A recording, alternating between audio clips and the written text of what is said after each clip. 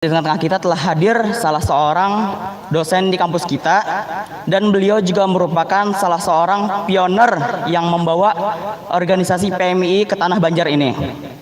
Nah, langsung saja ulun bacakan kurikulum vitae pemateri. Nama lengkap Dr. Haji Ahmad Paujan Saleh. Tempat tanggal lahir Martapura tanggal 17 Juni tahun 1958. Agama Islam. Alamat Kompas 5B Martapura. Nomor HP bisa dicatat bagi yang ingin menyimpan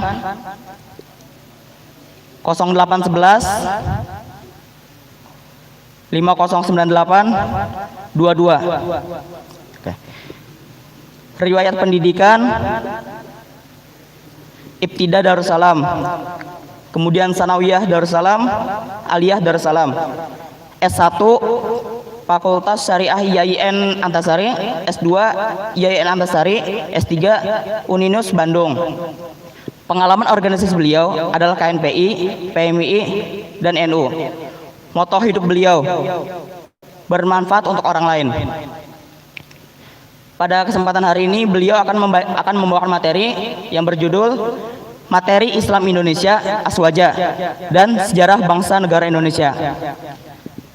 Tentunya kita semua sering mendengar kata aswaja. Seringkali orang mengatakan bahwa dirinya aswaja, namun belum tentu orang tersebut tahu apa itu aswaja. Maka pada hari ini beliau akan membawakan materi aswaja tersebut. Untuk menghabiskan waktu, saya akan persilakan kepada ayahanda kita, Bapak Dr. Ahmad Paujan Saleh, untuk menjelaskan materi beliau. Pada beliau, ulun persilakan, Pak. Assalamualaikum warahmatullahi wabarakatuh.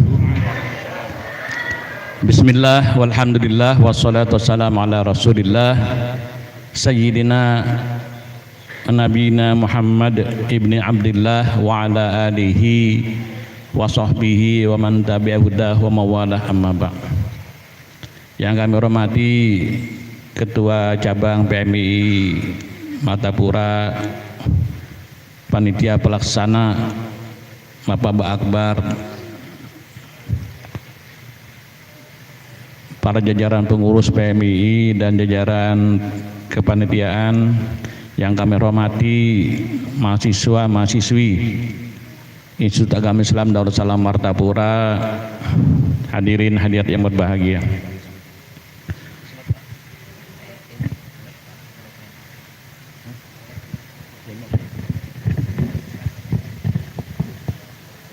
Dalam kesempatan ini, marilah kita sama-sama memanjatkan puji syukur kepada Allah Subhanahu wa taala, karena rahmat dan karunia-Nya jugalah kita bisa bersama-sama di aula ini dalam rangka kegiatan Mababa Akbar. Salam dan salam kita haturkan kehadiran Junjungan Nabi besar Muhammad sallallahu alaihi wasallam kepada para keluarga, para sahabat dan orang yang mengikuti jalan beliau dari dulu sekarang ia milik kiamat. Materi siang hari ini 1 jam ya, dan insya Allah mungkin yang saya paparkan kalau diberikan kurikulumnya oleh panitia mungkin tidak cukup 1 jam. Jadi saya ringkas, saya ambil yang terpenting, bagaimana Ahlussunnah wal Jamaah bisa masuk ke Pondok Pesantren Darussalam, kemudian ke Institut Agama Islam Darussalam, kemudian IAI mengambil PMI selaku organisasi ekstra kampus yang menjadi pembinaan oleh IAI Darussalam. Kalau ini tercapai, selesai tugas kita pada hari ini. Jadi ada catatan-catatan sejarah yang mungkin kalian bisa melihat itu. Ya, kita mulai dari Islam Indonesia ya. Ini judul yang pertama. Islam Indonesia. Islam Indonesia umumnya adalah dari kalangan aswaja Ahlussunnah wal Jamaah. Kenapa dari kalangan aswaja? Pahamnya aswaja karena Islam datang di Nusantara ini yang berkembang pada abad ke-13 Hijriah itu ada dibawa oleh orang-orang Yaman umumnya ya. Orang Yaman bil khusus juga Rasulullah SAW. Itulah. Kenapa boleh membawa? Karena aswaja ini pandangannya, sumbernya dari kitabullah, dari Rasulullah, para hadisnya, kemudian dari para sahabat, pendapat-pendapat para sahabat, tabiin, tabiin, sampai salafus sholih. Yang ujungnya nanti kita lihat ada di sana peran-peran tokoh-tokoh salafus sholih dalam rangka mengembangkan Ahlus Sunnah wal Jamaah. Sehingga begitu Islam masuk ke Nusantara ini membawa ajaran jarak Ahlus Sunnah wal Jamaah. Di mana-mana, di kampung-kampung, di hati, sampai di pelosok-pelosok gunung ada aja keturunan habaib. Beliau-beliau itulah yang dulu mengembangkan ajaran-ajaran Islam, sengaja sebagai orang yang mubalik sambil berdagang mengembangkan ajaran Islam di Nusantara ini. Nah ini kenapa aswaja itu sangat berkembang di Nusantara ini, aswaja Ahlus Sunnah wal Jamaah. Kita tidak melihat bagaimana aswaja itu kebanyakan waktu kita melihat sejarahnya dulu. Ada 3 rangkaian yang menjadi konsep aswaja. Yang pertama akidah, ya kan? Yang kedua syariah, yang ketiga tasawuf atau akhlak. 3 rangkaian inilah yang terus berputar dari zaman dulu, zaman Islam masuk ke Nusantara ini, yang memang di dalam sejarah itu masuknya itu pada abad ke-7 sudah masuk di Kalimantan Selatan ini. Namun iya ini sapi, ya, kita sapi umumnya itulah. Karena sapi ini agak mirip ya, ajarannya lebih mengena dengan kita yang daerah basah ini. Kalau Tegatuk bebinian, Tegatuk bini batal ya. Kalau nyaman di budu kita banyak-banyak aja. Nah, tapi kalau kalau Hanafi kata batal ya kan, karena daerah beliau daerah Gersang. Kemudian lanjutnya aliran tasawufnya siapa kita? Jadi akidah tadi Ahlus Sunnah wal Jamaah Asy'ariyah Al-Maturidiyah yang berada pada abad ke-9 Hijriah, Masehi. Kemudian aliran tasawufnya kita memegang atau Sunni. Sunni itu adalah Ahlus Sunnah wal Jamaah, tasawufnya itu yang dipegang, yang menuruti dari siapa? Al-Junaidi Baghdadi. Beliau orang Baghdad yang lahir pada 830 Masehi, artinya abad ke-9 Masehi juga. Nah ini perlu dicatat sejarah-sejarah orang ini, orang penting ini. 830 Masehi juga. Kemudian Al-Ghazali tahun 1058 ya. Beliau abad ke-11. Nah Al-Ghazali Ihya Ulumuddin itu mengembangkan pahamnya Junaidi Al-Baghdadi. Itu adalah senior beliau. Junaidi Al-Baghdadi ada 2 abad baru lahir Imam Al-Ghazali dengan kitab beliau yang terkenal apa? Ihya Ulumuddin. Nah sekarang udah guru sukumpul luar biasa. Beliau memperjuangkan Ihya Ulumuddin, dikembangkan dan kasetnya banyak-banyak gitu. Nah ini kita aliran seperti itulah yang kita Darussalam ini ya, mengikuti aliran-aliran yang ada pada tasawufnya itu, tasawuf Imam Al-Ghazali. Meskipun di dalam tasawuf itu ada yang namanya tasawuf falsafi ya kan, tasawuf filsafat, tapi kita tidak ada ke sana, kita tetapnya Sunni. Ada tasawufnya Syiah, tasawuf Syiah itu ada juga, kita arahnya ke sana. Nanti kita jelaskan di perkuliahan mengenai aliran-aliran ini. Tapi yang kita pegang adalah paham kita adalah paham tasawufnya tasawuf Sunni, Ahlus Sunnah wal Jamaah. Lanjut. Nah, jadi Islam berkembang di Nusantara ini, ya kan? Itu masuk pada mana? Masuk di daerah Sultan Malik Saleh. Jadi kesultanan Islam yang pertama di Samudra Pasai di Aceh sana. Nah, itu kan Pasai Pelajana. Nah, itu masuk pada abad ke-13. Nah, itu kan. Karena kerajaannya itu raja wafat pada 1297. Nah, berarti Islam berkembang di Pasai, di Aceh. Kerajaan Islam yang pertama di sana adalah orang datang dari Hujarat. Hujarat itu daerah Hindia. Jadi menurut sejarah itu orang-orang Arab dan ini orang Yaman ini umumnya para habaib berdagang ini sebenarnya tujuan hidup aja, tapi niatnya beliau udah mau balik, beliau untuk apa, berdakwah, dakwah mengembangkan ajaran Islam. Mau datang ke Indonesia, singgah di Aceh, bermandak dulu di Gujarat itu di India. Jadi untuk di situ kumpul dulu, baru menyebar ke Indonesia, masuk ke Indonesia, melewati masuk dulu ke Aceh. Nah, ke situ itu, di sinilah mulai berkembang. Ada yang kawin, orang Aceh apa, saya berkembang. Jadi apa, teori Islam berkembang itu ada lewat perkawinan, lewat macam-macam, lewat perdagangan apa segala, budaya Islam. Berkembangnya pada abad ke-13 Masehi masuk. Nah, sekarang kita masuk sudah. Artinya apa? Yang dikembangkan ini sejak dulu memang pahamnya Ahlussunnah wal Jamaah. Yang perlu kita ingat. Memang fakta sejarah seperti itu. Sebelumnya ajaran Wahabi menguasai Madinah cuma tahun 1804. Kemudian dimasuk ke Mekah 1806. Jauh sebelumnya Islam berkembang dengan paham Ahlussunnah wal Jamaah sudah sejak abad ke-13 Masehi. Ini perlu kita pahami. Jadi kalau orang mengatakan bahwa berkembang Islam di Indonesia ini adalah bukan paham Ahlussunnah wal Jamaah, itu tidak ada faktanya. Fakta yang ada Islam berkembang di Indonesia ini awalnya memang adalah Ahlussunnah wal Jamaah. Siapa lagi para habaib yang ada di Jawa, di mana-mana itu membawa paham Ahlussunnah wal Jamaah. Karena belakangan lahirnya yang lebih gencar itu Wahabi. Wahabi ini kalau udah jadi dia berkembang udah sing tabas, sing bunuh apa segala kalau ada sepaham dengan pahamnya. Nah, Islam masuk Nusantara pada ke-13 yang dibawa umumnya oleh habaib. Kemudian berdiri kerajaan Banjar. Nah, kita masuk sudah ke Banjar. Banjar berdiri pada kerajaan Banjar tahun 1526 Masehi. Ini perlu dicatat ini. Nah, jadi masuk Islam ke Nusantara ini abad ke-13. Kerajaan Banjar menjadi Kesultanan Banjar. Khusus Islam itu adalah abad ke-16, tepatnya 1526 Masehi. Itu tepatnya. Nah, jadi 1526 Masehi. Itu sebelum kerajaan Banjar kita ini apa? Kerajaan Hindu.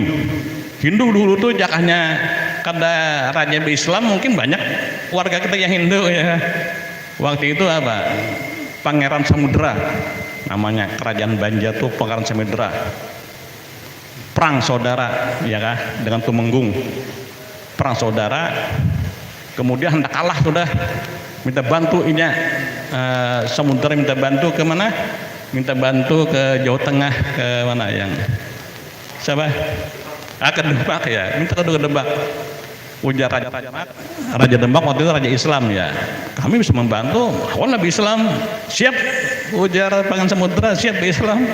Datanganlah kalau nggak salah tahun 2000 ya, kata 1500 2000 pasukan bahari kan ya pakai pesawat bang, ya pakai perahu doang ya kan, mulai Jawa Tengah ke Kalimantan Selatan ini, nah mau perahu, kapal, perahu.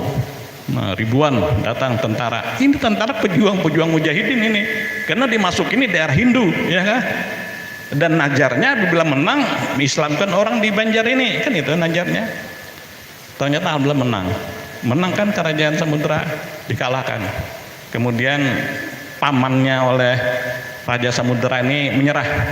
Kemudian masuk ke Kesultanan Banjar, ditempatkan di daerah Daha sana.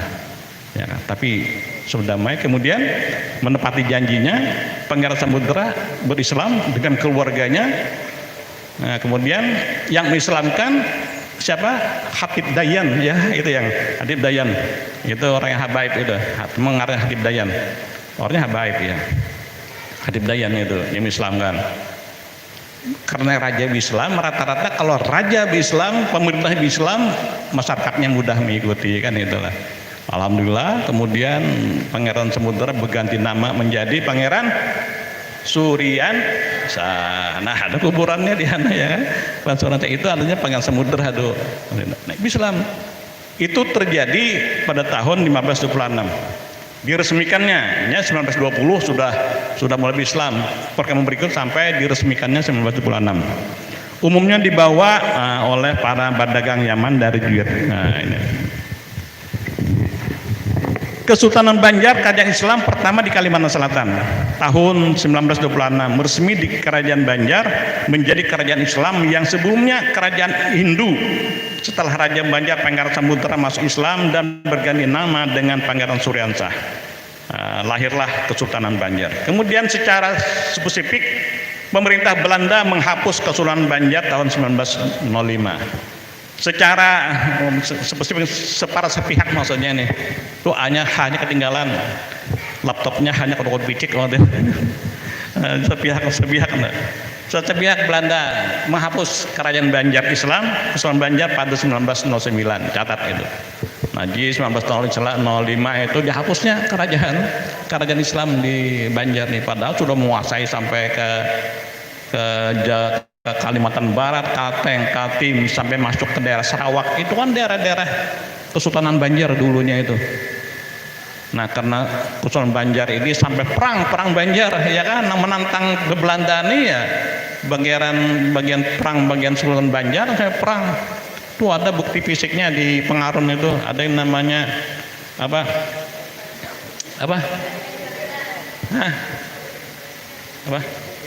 Benteng ya, ada bentengan itu, apa namanya nih, terowongan batu bara itu kan dihancurkan oleh kerajaan Banjar karena dikuasai oleh Belanda di situ kan. Nah itu, jadi ada bukti-buktinya. Jadi dihapus sepihak, dihapus itu pada waktu sudah meninggal Pangeran Saman, sebelumnya meninggal Pangeran Antasari yang berada di pedalaman. Kemudian Pangeran Saman meninggal pada 1905. Itulah dihapus kerajaan Banjar. Kemudian kita sedikit bicara masalah pangeran ya. Kemudian begitu Pangeran Hairul Saleh jadi Bupati Banjar pada 2010, kembali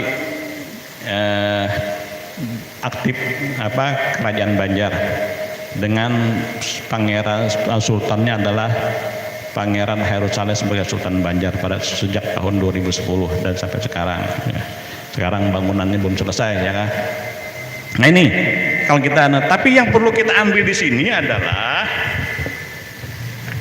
di dalam proses Kesultanan Banjar ada seorang ulama besar. Nah ini yang kaitannya nanti dengan kita, ulama besar, yaitu siapa? Syekh Muhammad Arsyad Al-Banjari. Nah ini ya kan. Jauh sebelum Pondok Pesantren Darussalam 2014 didirikan, masyarakat Martapura sangat Islami dengan bimbingan beliau ini. Beliau membimbing sejak tahun 1772. Beliau kan sekolah di Makkah, kemudian 30 tahun di Makkah, sampai umur beliau 62 tahun baru kembali ke sini. Nah itu halaman berikutnya. Nah ini masa remaja beliau dipelihara oleh kerajaan Banjar. Orang Banjar, Pangeran Hamidullah pada waktu itu, pada abad ke-18 itu, melihat datang ke Kalu Gabang itu ada anak yang cerdas. Nama beliau adalah Muhammad Arsyad, anak cerdas, dipinta oleh Raja Hamidullah, dibawa ke Sultanan, dipelihara sejak remaja. Jadi beliau adalah orang kerajaan karena dipelihara, diangkat menjadi anak ya. Sampai umur 30 tahun beliau dikawinkan. Kemudian beliau berminat untuk kuliah, untuk belajar di Mekah, dikabulkan. Hanyar beliau begini, beliau tinggalkan ya kan. Sampai anak di dalam kandungan beliau kan sampai lahir sahabat Mano karena ingin belajar di Mekah. Di Mekah beliau kalau tidak salah di Mekah 30 tahun, di Madinah 5 tahun. 35 tahun di sana. Beliau kembali ke sini pada tahun 1772. Beliau ke kampung halaman. Nah, jadi umur beliau pada waktu itu sekitar 62 tahun. Nah, beliau wafat pada tahun di usia 102 tahun, itu 1812. Nah, jadi kalau kita menghitung 1772 ya, beliau masuk mulai aktif di kerajaan untuk mengajar paham-paham Ahlussunnah wal Jamaah. Itu adalah sampai beliau meninggal pada tahun 1812, berarti ada 40 tahun beliau terus mengembangkan paham-paham Ahlussunnah wal Jamaah, di mana di kerajaan beliau mengembangkan Ahlussunnah wal Jamaah ini. Nah, kalau sudah raja yang dipegang beliau, sultan yang dipegang beliau untuk menyampaikan paham Ahlussunnah wal Jamaah, tersebarlah di mana-mana di Nusantara ini adalah ajaran Ahlussunnah wal Jamaah dengan sentralnya adalah Martapura. Nah, ada 3 pokok yang beliau kembangkan dengan kitab yang beliau karang. Nah, ada fikihnya paham Ahlussunnah wal Jamaah dengan pendapat Syafi'iyah. Beliau Syafi'i ya. Itu namanya kitab Sabilal Muhtadin. Nah, jadi kalau kita membaca terjemah bahasa Indonesia yang bagus sudah ada dari siapa terjemah di yang dosen IAIN juga ada, nyaman dibaca.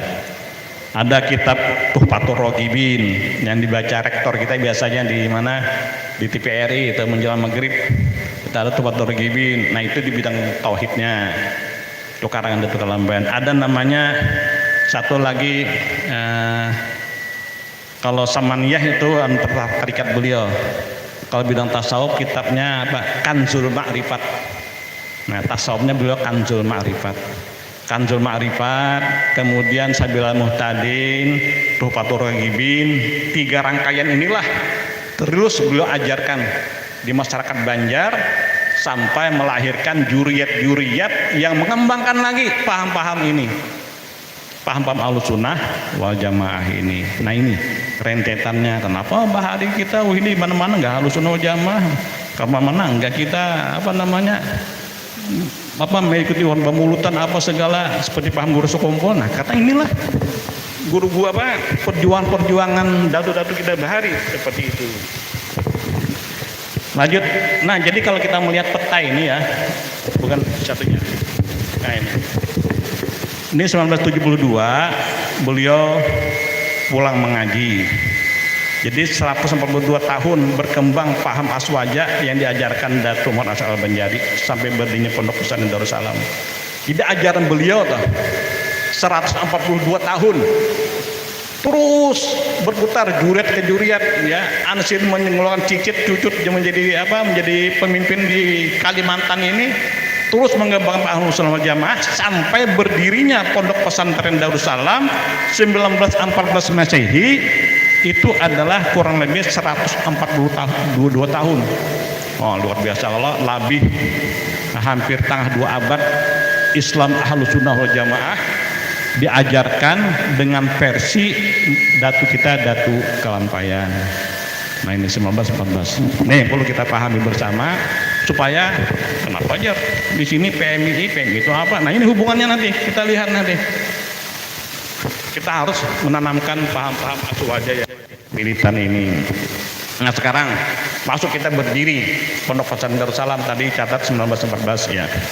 Tepatnya 14 Juli ya, 14 Juli 1944. Nah, jadi dulunya yang berkembang pertama, mohon maaf kalau ada sahabat-sahabat atau mahasiswa yang memang alirannya Muhammadiyah, karena kita membaca sejarah aja. Karena dulu yang berkembang pertama di Martapura ini ada kan Muhammadiyah. Muhammadiyah lahir pada tahun 1912. NU kan belakangan 1926. Cuma ada Pondok Pesantren Darussalam yang didirikan oleh Kiai Jamaluddin itu, yang beliau itu adalah orang politik, orang organisasi, beliau itu di SI Syarikat Islam waktu itu. Nah, yang Syarikat Islam waktu itu berdiri tahun 10 September 1912. Nah, jadi beliau mendirikan Darussalam itu. Nah, ini catatan ya. Ini temuan kami waktu penelitian ini. Ada buku buku pedoman profil Pondok Pesantren Darussalam. Nah, beliau mendirikan Darussalam termotivasi karena ada gerakan Muhammadiyah lebih dulu. Nah, ini beliau termotivasi itu, ada gerakan Muhammadiyah lebih dulu. Lalu beliau membangun Pondok Pesantren Darussalam itu. Lanjut ya.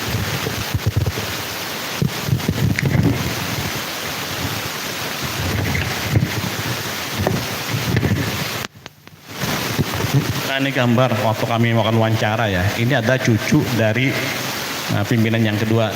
Setelah meninggal, Kiai Haji Jamaluddin diserahkan dengan sepupu dua kali beliau. Siapa? Hasan Ahmad yang memegang 1919 sampai 1922. Hasan Ahmad. Artinya beliau tidak menyerahkan ke lain, tapi menyerahkan ke sepupu beliau sendiri yang mungkin sealiran dengan beliau, pahamnya sama dengan paham beliau. Lanjutlah Darussalam ini dipegang oleh yang periode kedua oleh Hasan Ahmad. Baik Jamaluddin maupun Hasan Ahmad, saya tanya dengan juriatnya tidak mempunyai foto tidak punya. Makanya saya tidak bisa menemukan foto beliau berdua itu. Nah, jadi kalau kita melihat benang merahnya, Darussalam didirikan oleh Jamaluddin karena apa? Lanjut ya. Ini coba. Nah, itu. Didirikan apa? Jamaluddin mendirikan itu apa? Karena beliau termotivasi adanya gerakan dari orang-orang yang lebih dulu Muhammadiyah menggerakkan, lalu beliau tertarik mendirikan. Setelah beliau mendirikan, beliau serahkan dengan sepupu beliau Kiai Haji Hasan Ahmad. Setelah Kiai Haji Hasan Ahmad meninggal, nah ini tidak ada ceritanya, tapi beliau yang memegangnya adalah Kiai Haji Kasmul Anwar, yang memang beliau adalah juriat Datuk Kelampayan, ya kan? Beliau juriat Datuk Kelampayan, beliau memegangnya. Nah, kita lihat benang merahnya nih, benang merah jelas bahwa Kiai Haji Jamaluddin mendirikan Pondok Pesantren Darussalam ini menginginkan bahwa Darussalam ini adalah Darussalam yang militan dipegang oleh orang-orang Ahlus Sunnah wal Jamaah. Kalau kita memangnya seperti itu pahamnya. Jadi 1914, kemudian tahun 1922 meninggal Hasan Ahmad, diserahkan dengan Kiai Haji Kasmul Anwar yang memang beliau juriat Datuk Kelampayan dan juga beliau adalah orang yang pintar, orang yang cerdas. Lanjut, nah kita lihat ini Kiai Haji Kasmul Anwar. Nah, ini Kasmul Anwar.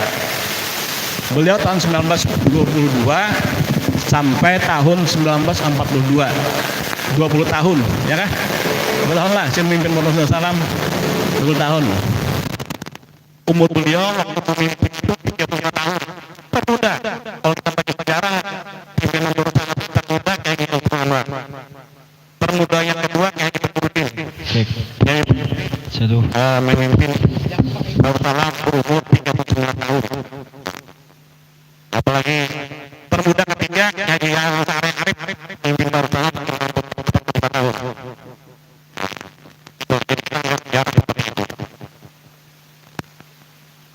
Yang perlu kita ingat di dalam perkembangan Darussalam Kiai Haji Kasmul Anwar hubungannya dengan Aswaja, beliau menciptakan Darussalam, guru-gurunya itu basicnya basic ketika Baitul Ulama didirikan pada tahun 1982. Basicnya itu karena apa? Karena murid kesayangan beliau Kiai Haji Abdul Qadir Hasan yang dikirim ke Jawa, yang sengaja dikirim ke ke Jawa ya. Ke mana itu? Yang lahirnya NU itu Kiai Haji Asy'ari, Tebu Ireng ya. Nah, Tebu Ireng di sana, sengaja dikirim ke sana. Kembali beliau membawa mandat apa? Mandat untuk membentuk NU di Kalimantan, di Kalimantan. Jadi pembawa NU di Kalimantan adalah orang Martapura, pimpinan Pondok Pesantren Darussalam yang keempat, Kiai Haji Abdul Qadir Hasan.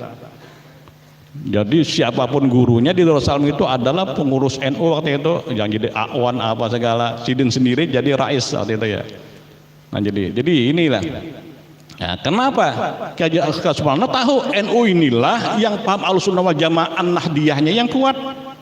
Ahlussunnah banyak mengaku Ahlussunnah, tapi Ahlussunnah yang Asy'ariyah, Ahlussunnah Al-Maturidiyah, Ahlussunnah yang mengikuti paham empat mazhab, Ahlussunnah yang berpaham kepada Ihya Al-Ghazali, ya Ahlussunnah wal Jamaah An-Nahdiyah yang ada pada Pondok Pesantren Darussalam. Nah, sudah. Jadi ini jelas ya kaitannya itu. Kemudian di periode masih ada hubungannya dengan NU ya, periode Kiai Haji Abdul Qadir Hasan. Nah ini jelas karena beliau pembawa pendiri ya. pendiri NU di Kalimantan ini. Jelas peran beliau ada jelas DKNU-nya. Lanjut. Nah, kita melihat PMI didirikan NU. Ini kita lihat ini. PMI yang hari ini kita sama-sama untuk mempelajari PMI. Pada tahun 1955 didirikanlah IMANU, ngarannya Ikatan Mahasiswa NU, oleh tokoh-tokoh PP IPNU. Jadi IPNU Bahri ya. Namun IMANU tidak berumur panjang sebab PBNU tidak merestuinya. Dengan pertimbangan IPNU hanya saja lahir udah kian aja dulu, jaga bahasa kita kan IMANU nih. Nah, itulah. Baru kemudian pada tahun 1999 IPNU membuat departemen yang kemudian dikenal dengan Departemen Perguruan Tinggi IPNU. Nah, kemudian di IPNU itu diolahlah departemen, ya kita seksinya ada bagiannya bagian bagian perguruan tingginya ada gitu. 1 tahun kemudian setelah Departemen Perguruan Tinggi IPNU itu dianggap sepakat mendirikan organisasi tersendiri terhadap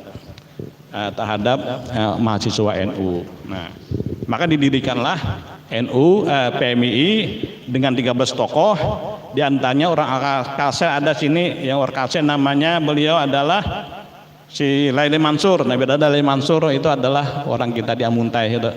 Jadi ada 13 tokoh di Indonesia ini yang mendirikan PMI atas mandat NU itu untuk dibentuk. Nah, lahirlah 17 April 1960 organisasi mahasiswa NU yang diberi nama dengan Pergerakan Mahasiswa Islam Indonesia. Dikit lagi lah.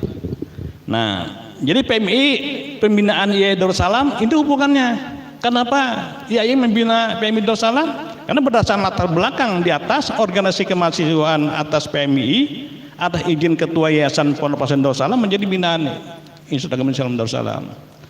Mulai berdirinya STIS dulu, yang dulu pimpinan yayasannya dan pimpinan pondoknya langsung dipimpin oleh Kiai Haji Badruddin Allahyarham, yang sekarang berpisah antara ketua yayasan dengan pondok berpisah. Kita lapor juga dengan pimpinan yang hanyar ini Kiai Haji Hasanuddin Badruddin, kita lapor dengan Dr. Haji Muhammad selaku ketua umum yayasan. Memang PMI ini adalah tetap menjadi pembinaan IAI Darussalam. Tepuk tangan untuk PMI kita ya.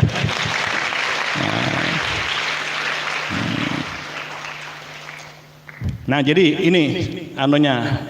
Kenapa? Karena dapat diyakini bahwa mengembangkan secara militan paham keagamaan yang menjadi panutan dan amaliyah para ulama dan tokoh aswaja ya ada di generasi PMI. Jarang dan tidak pernah ada generasi PMI ini menjadi orang yang radikal, tidak pernah ada, ya kan? PMI ini selalu orang yang moderat. PMI ini mengerti bagaimana tata krama yang dilajari oleh orang kaum tua kita dulu. Nah inilah mungkin gambaran singkat. Selebihnya kalau ada waktu kita dialog. Sekian, wallahul muwaffiq ila aqwamit thoriq. Wassalamualaikum warahmatullahi wabarakatuh.